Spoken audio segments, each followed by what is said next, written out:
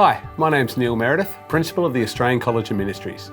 I want to let you know about how excited we are at ACOM about our partnership with AIFC. The AIFC ACOM 5-phase pathway from Diploma to Master of Counselling is designed to help you reach your goals as a counselling practitioner. We believe that together with AIFC, we are uniquely placed to fulfil our shared vision for the restoration, formation, equipping, and sending of the body of Christ.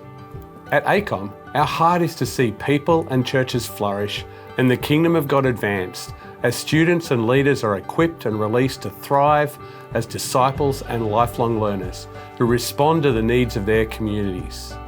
ACOM's accreditation is through the Sydney College of Divinity, an Australian university college, with awards in counselling, Bible and theology, leadership, and mission. As you consider your study pathway, we would love to talk with you about our Bachelor of Counselling and Master of Counselling as you continue to explore His unique calling on your life.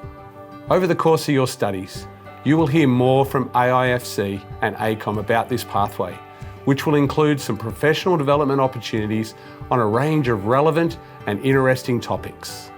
We look forward to journeying with each of you over the course of your studies.